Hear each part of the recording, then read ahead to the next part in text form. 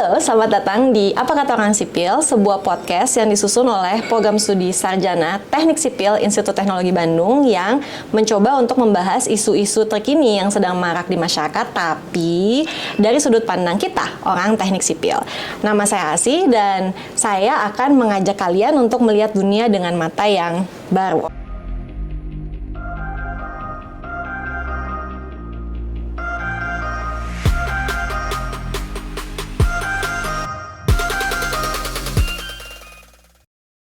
Nah, di episode kedua dari podcast ini kita akan membahas kenapa sih jalan itu rusak dan apa sih faktor-faktor yang menyebabkan jalan rusak, dan mungkin pertanyaan kita semua nih ya, apa mungkin nggak sih jalan itu kuat dan awet secara lama? Nah, seru banget kan topiknya, yuk kita simak.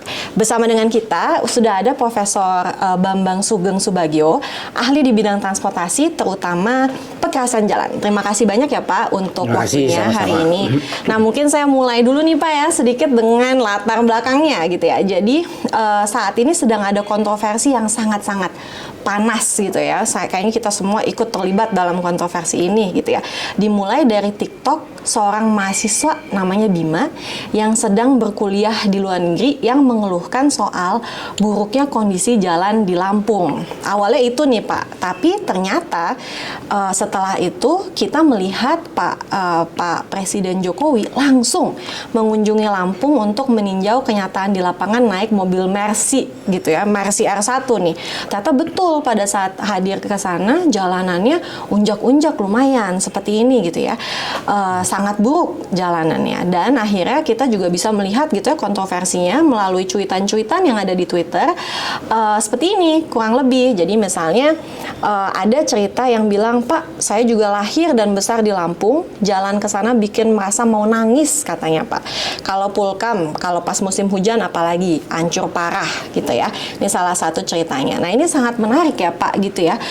Sebenarnya kenapa sih Pak jalanan itu bisa rusak gitu? Apakah ada faktor yang menyebabkan jalan cepat rusak ya Pak sebetulnya? Baik, terima kasih Bu Asih. Jadi memang kita melihat suatu jalan, khususnya perkerasan jalan itu bisa dari dua sisi ya. Jadi dari sisi masyarakat ya mereka melihat bahwa jalan itu kan bagian dari sistem transportasi. Jadi memang itu untuk memfasilitasi pergerakan manusia dan barang dari pemindahan ya manusia dan barang dari satu lokasi ke lokasi yang lain. Jadi itu memang sangat vital, diperlukan. Di sisi lain, perkerasan sendiri adalah suatu kami dari sisi akademik melihatnya sebagai suatu struktur. Bagian dari struktur ya, namanya juga struktur perkerasan, payment structure. Jadi dia itu harus diperlakukan seperti struktur-struktur lainnya di bidang teknik sipil. Seperti gitu kita melihat struktur bangunan gedung bertingkat, struktur jembatan juga. Pertanyaannya kenapa mereka umurnya hampir tidak berhingga, kan hampir seumur hidup. Ya, jadi itu struktur yang lain. Nah, struktur jalan ini kok cepat rusak. Itu bedanya. Justru karena struktur jalan, khususnya perkerasan itu punya limit. Punya umur. Umurnya itu sangat tergantung bagaimana jalan itu diperlakukan. Waktu dia dibangun, waktu dia diperbaiki, dan apa yang lewat di atasnya itu. Jadi umur jalan sangat-sangat tergantung kepada hal itu. Kalau dibikinnya sembarangan, ya pasti pendek umurnya.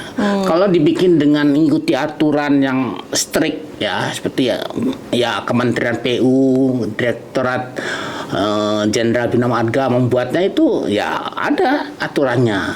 Ya layer by layer dibuat dengan baik, diperiksa, kemudian dites, kemudian oke layak, baru tambah lagi layer berikutnya. Jadi itu memang ada spesifikasinya. Itu dipelajari di perguruan tinggi. Tapi kalau masyarakat melihatnya itu hanya tinggal menghampar material di atas permukaan, terus diratakan, terus dipadatkan, sudah selesai. Tidak ada bahwa berpikir bahwa itu perlu ada kontrol quality, jadi kontrol dari kualitas yang dihampar tadi. Dan daya dukungnya khususnya ya, artinya kekuatannya itu seperti apa gitu. Jadi bisa saja misalnya kita desain 10 cm yang dihampat 8 cm misalnya, ya bisa saja. Tapi dia cepat rusak, itu aja. Jadi umur itu menentukan cepat lambatnya dia akan rusak. Gitu. Begitu ya. Jadi sebetulnya kalau misalnya saya ini menarik sekali ya Pak, cara sudut pandangnya gitu ya. Karena mungkin orang kadang-kadang berpikir yang namanya jalan itu tinggal kita hamparkan gitu lah ya.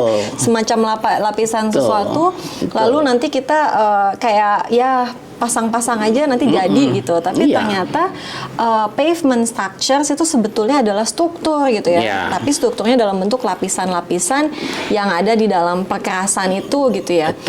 Jadi sebetulnya memang sama seperti struktur-struktur lain, kayak kalau di dunia kita di teknik sipil nih ada struktur gedung, bendungan, pasti ada umur gitu ya Pak ya. Umur yang nanti akan tergantung bagaimana kita desain dan kebutuhannya begitu ya Pak ya. Betul. Oke, nah terus ini ya Pak, jadi tapi sebetulnya jadi nyambung banget nih Pak dengan cerita selanjutnya gitu ya. Jadi kemarin ini ada cerita nih ya kan, mungkin untuk menyambut kedatangan Pak Jokowi juga ya. Jadi ternyata ada berita yang menyatakan gitu kalau ternyata sudah dilakukan usaha untuk perbaikan jalan Pak sebetulnya. Mungkin cepat-cepat ya sebelum pemerintah pusat itu datang yang supaya jalanan lebih baik. Tapi ternyata baru 2 hari kemudian langsung rusak gitu, walaupun baru sekali dibuat gitulah ya. Nah ini tuh setelah itu tentu netizen jadi makin panas ya, makin panas gini netizennya. Jadi ada beberapa spekulasi Pak, mungkin saya pengen tahu juga nih menurut Bapak gitu ya, kan netizen bilang ada misalnya nih Pak, ada kata-katanya emang seharusnya pakai beton sih, kalau aspal lebih gampang rusak, soalnya yang lewat muatan besar terus katanya. Yang kedua ada juga yang bilang selama yang lewat overload jalanan akan rusak, katanya seperti itu. Terus udah gitu ada juga yang bilang keliru, selama yang ngejain ngasal nggak dihitung dengan benar atau anggaran disunatin, material nggak sesuai dan lain-lain, maka jalan akan rusak gitu. Nah ini semua netizen ini berlomba-lomba nih memberikan teorinya masing-masing. Kalau menurut dari keilmuan perkerasan jalan tuh bagaimana sih Pak sebetulnya? Apakah memang seperti itu? Jadi jalanan yang bagus memang harus beton misalnya, atau emang nggak mungkin awet aja gitu jalanan? Jadi memang kalau mau awet tuh sebetulnya harusnya seperti apa sih idealnya begitu Pak? Ya, oke. Ya, tanggapannya sih saya kira sudah benar ya. Jadi beda dengan struktur yang lain, struktur perkerasan itu punya umur. Umur untuk perkerasan aspal itu beda dengan umur perkerasan beton. Umur perkerasan aspal itu kira-kira setengahnya dari beton. Ya dulu arah desain kita adalah perkerasan aspal itu cukup 10 tahun. Dan kita juga menentukan untuk perkerasan beton kalau bisa umurnya 20 tahun. Gitu. Jadi umur di sini pegang peranan dibandingkan dengan bangunan sipil lainnya. Jadi dalam perkerasan itu umur sangat menentukan.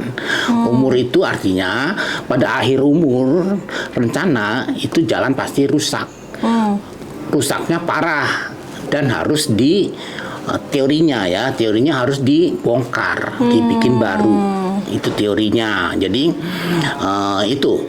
Nah masalahnya anggaran kita untuk perbaikan jalan itu terbatas. Anggaran pemerintah untuk memperbaiki jalan karena sangat panjang jalan.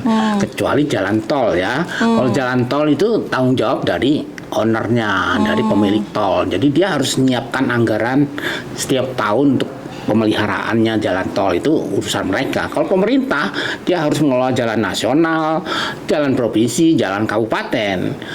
Nah, ini sumber anggarannya dari pemerintah juga, tapi dengan beda. Ada Kementerian PU, ada Direktur Jenderal Bina Marga itu khusus untuk jalan nasional, dan yang jalan daerah, yaitu jalan provinsi dan kabupaten, itu juga ada sebagian dari pusat, ada sebagian yang harus disediakan oleh pemerintah daerah.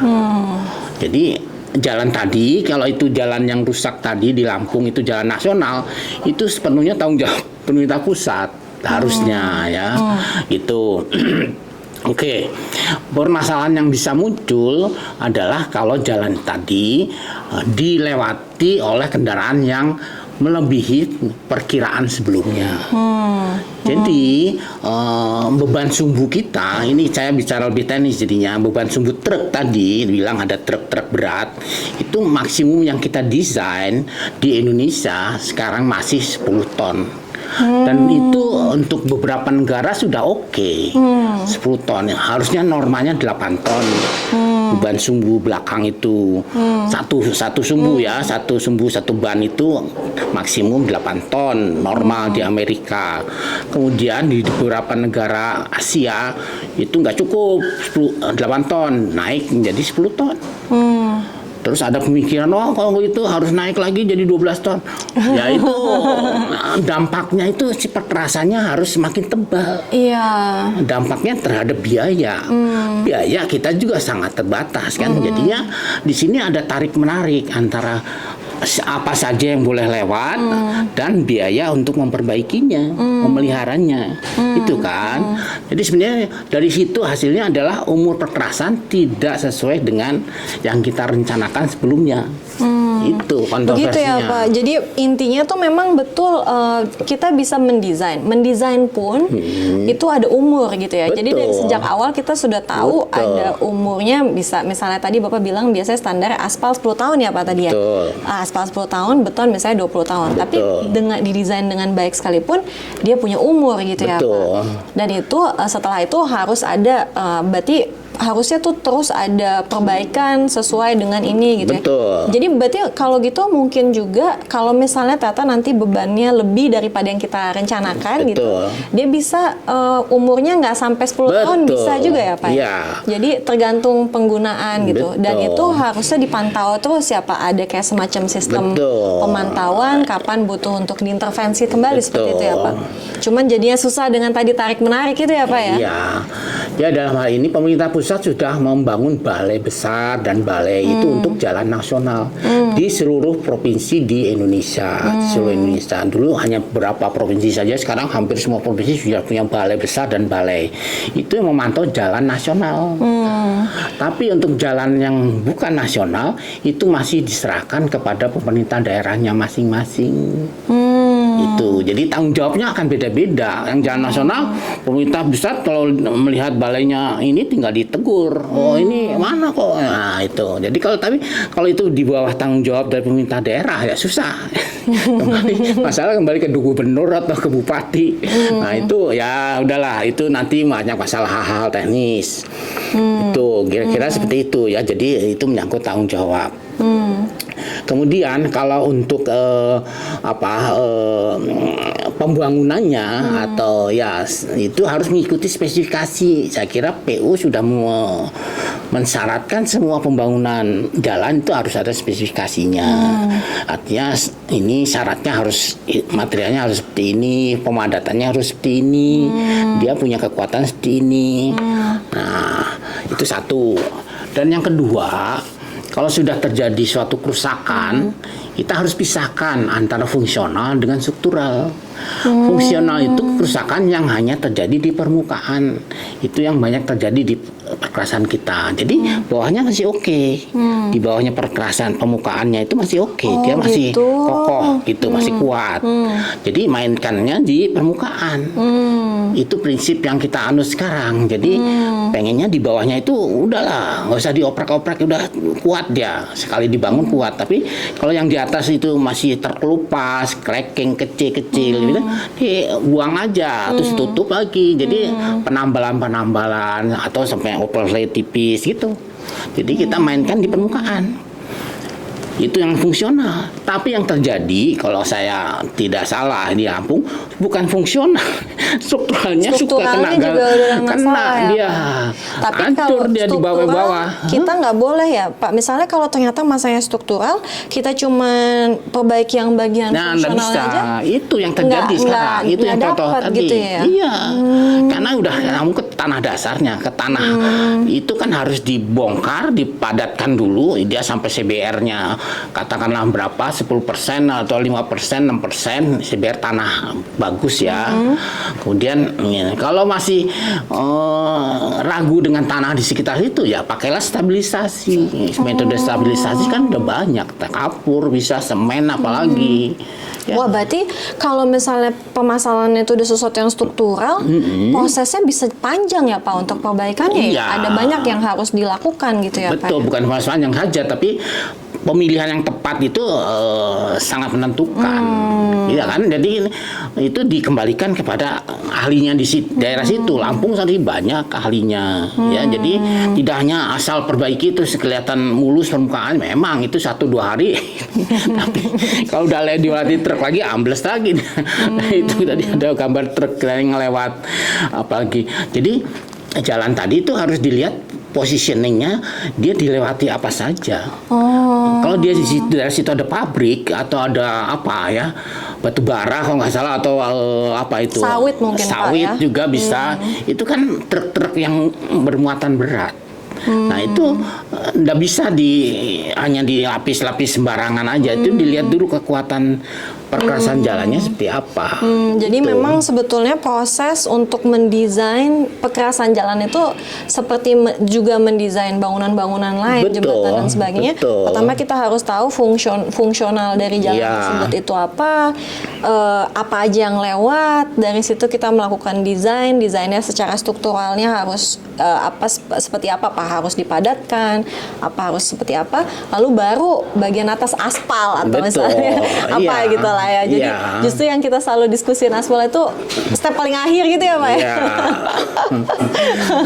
Itu kita bandingkan dengan tangga kita lah, acuannya kita kan Jepang ya. Jadi mereka sudah bangun di bagian bawahnya itu udah kokoh. Jadi kalau diperbaikan pemeliharaan setiap tahun itu permukaannya saja.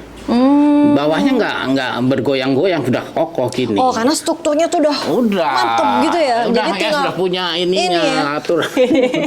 Yang kita ada beberapa jalan yang memang dibangun secepat ya, asal lewat dulu tapi yang lewat ternyata truk sawit misalnya. Nah, itu langsung nggak ada tawar-nawar itu. Oke. Itu. Jadi lihat dulu yang lewat di atasnya seperti apa. Kalau hanya mobil biasa lah ya, Grab apa nah, ada apa-apa. Tapi kita yang lihat truk, waduh, itu ya Udah harus beda lagi lah ya dihitung urusannya ya.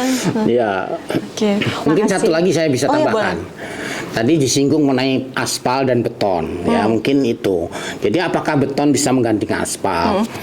Betul, dari daya dukungnya atau daya ketahanannya dari beton bisa 2 kalinya, teoritis ya. Tapi ingat bahwa beton itu sifatnya brittle. Ya brittle ya.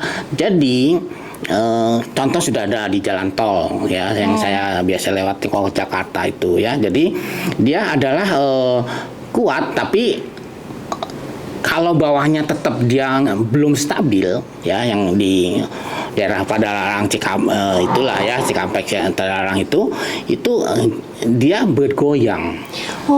Settlementnya masih terjadi itu ya. Jadi itu si beton itu hanya tahan untuk waktu yang lebih pendek dari yang seharusnya. Dia akan cracking sehingga terjadi apa yang dilakukan adalah pembongkaran satu blok beton, bongkar terus dipadatin lagi. Iya. Karena tanah subgrade-nya itu masih goyang-goyang. Dan entah itu karena ada aliran drainase air yang tembus dan sebagainya. Jadi beton pun tidak menjamin bahwa dia sepenuhnya kuat. Dan ada, karena memang waktu itu subgrade-nya ya tanahnya tidak bisa diganti total. Dia harus ya itu tadi. Jadi dia masih dipengaruhi oleh aliran air bawah tanah dan seterusnya. Jadi dia akan terjadi unstable, sehingga beton itu kan kaku dan keras. Kalau di bawahnya nggak stable, dia akan crack juga kan gitu. Dia kan brittle.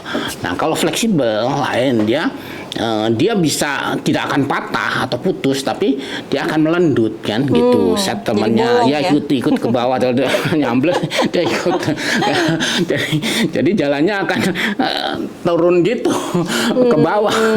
Ya jadi ada kelebihan, ada kekurangan. Jadi memang kalau bikin beton boleh, tapi kuatkan dulu yang bawahnya.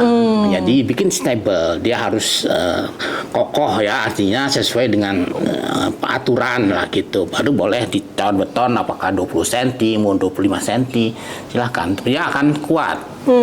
Tapi kalau di bawahnya nggak jelas gitu, terus dipantimpe dengan betonnya juga akan cracking gitu aja. Jadi sebenarnya mau beton maupun aspal, struktur bawahnya tetap sangat penting gitu ya Pak. Apakah mau beton mau aspal sama aja sebetulnya ya? Struktur tanahnya tanah dasar kita katakan subgrade. Jadi pikirkan dulu itu, apalagi kalau yang lewat truk ya, itu aja.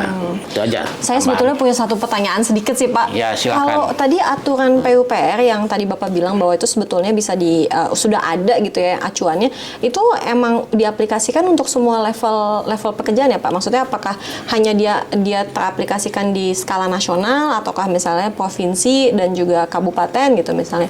Apakah semuanya juga menggunakan standar yang sama ya Pak? Ya dulu zamannya belum ada hot mix yang itu kan harus dari AMP, Asphalt Mixing Plant ya. Jadi dulu kan masih langka itu. Waktu kita bangun jalan tol awal-awal sebelum tahun 2000 itu kan, jadi jalan-jalan daerah, jalan provinsi kabupaten masih dibangun dengan aspal penetrasi. Jadi aspal penetrasi itu dihampar dulu agregatnya, terus disiram dengan aspal. Kan dulu suka ada orang-orang nyiram aspal itu. Sekarang enggak, udah diambil dari AMP yang mana yang dekat, yang punya perusahaan siapa, itu kan bisnisnya bagus itu untuk AMP. Jadi dia order ke sana, baru kirim. Jadi ada truk molen yang memang dia menumpahkan aspal panas itu di situ. Hot mixnya itu ditumpahkan di situ, langsung dipadatkan dan seterusnya. Ya, jadi itu sudah mengikuti perkembangan teknologi. Jadi memang kita sekarang udah periodenya untuk yang fleksibel itu hot mix. Sama juga beton kan juga sama, pakai mesin molennya itu kan datang ke tempat tinggal dicor di situ gitu kan. Gitu. Cuma itu tadi. Jadi kalau beton harus kuat, di bawahnya harus stable dulu. Jangan ini, kalau enggak dia ikut goyang dan cracking yang terjadi. Gitu. Sekarang kalau misalnya saya naik tol, kalau misalnya pas lagi ada perbaikan jalan, beton-betonnya tuh lagi dibetulin, saya ngerti tuh kenapa. Berarti struktur bawahnya goyangnya masih kena tembusan air dia. Jadi repot itu memang. Menarik sekali Pak. Oke, terima kasih banyak Pak Bambang atas informasinya hari ini. Menurut saya luar biasa. Saya harap teman-teman di rumah juga bisa belajar banyak ya hari ini dari Pak Bambang. Mungkin setelah ini minimal pada saat lagi ada diskusi-diskusi mengenai kenapa nih jalan rusak, kita langsung tahu apa sebenarnya yang menyebabkan jalan rusak sehingga lebih terinformasi pada saat kita berkomentar. Oke, terima kasih sudah mengikuti Apa Kata Orang Sipil. Sampai berjumpa di episode selanjutnya.